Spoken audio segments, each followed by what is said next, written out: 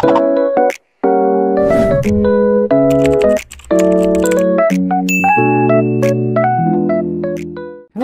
1010 players, it is I, Mr. 10 Frames, and welcome to the 4th Papa Louie's Gameria video. And in this video, I'm going to talk about Papa's Freezeria.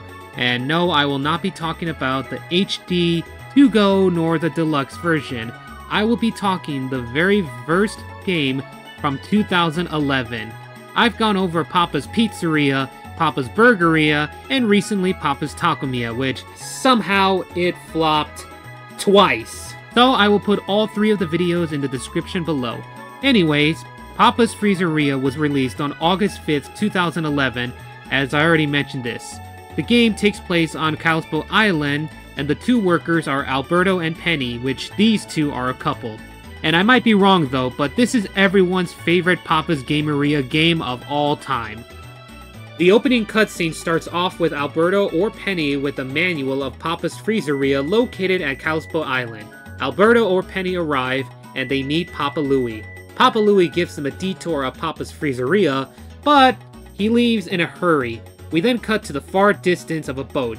Then it shows everybody leaving the SS Louie boat, meaning that you will now start serving the customers at Papa's Freezeria. Let's start off with the new customers. There are 6 new customers, and they are Kahuna, Captain Koi, Gremmy, Utah, Ivy, and Ninjoy. Surprisingly, 2 of the new customers would be workers in upcoming future Papa's games.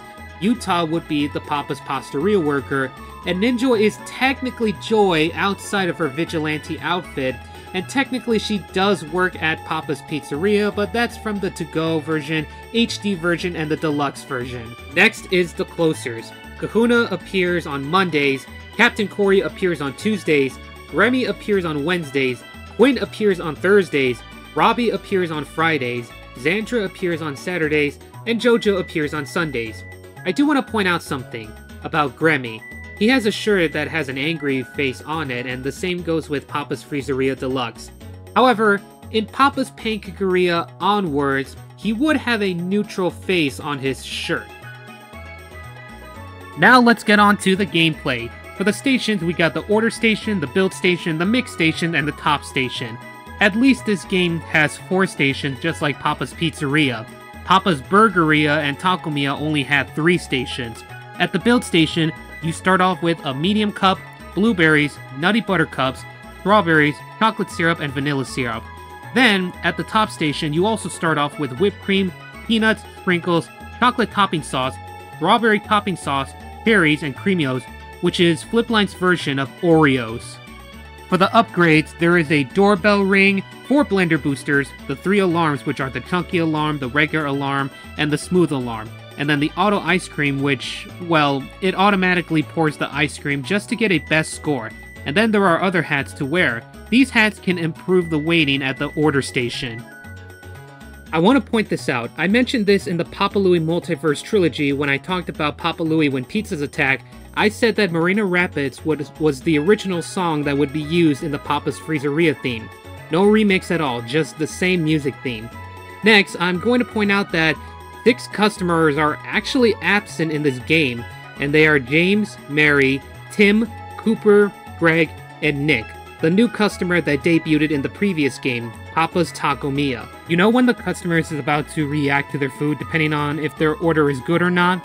Well, in this game, they take a bite out of their sundaes instead of looking at the food.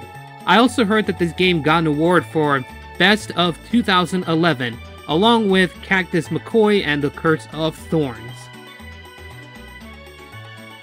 I really love how this game would not only have the HD and the To-Go app versions, but 9 years after To-Go was released, we get the deluxe version that was released back in 2023 for Steam. This game overall seems pretty awesome, and I can see why this is everyone's favorite Papa's Gameria game of all time. It's the fact that you're making sundaes, and I believe this is the first Gameria to have sweetness involved. The 3 previous games, Pizzeria, Burgeria, and Tacomeia, involved something that has to do with cooked meats. But not in Freezeria though. Can I just point out that my favorite thing about this game is that the Yum & M's is Flipline's version of M&M's. The same goes with Creamios, which is also a Flipline version of Oreos, which I already pointed this out earlier.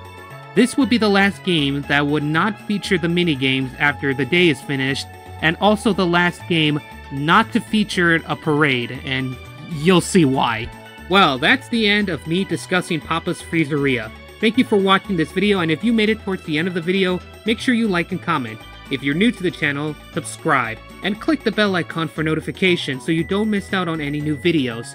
Drop a comment below on what are your thoughts on Papa's Freezeria from 2011.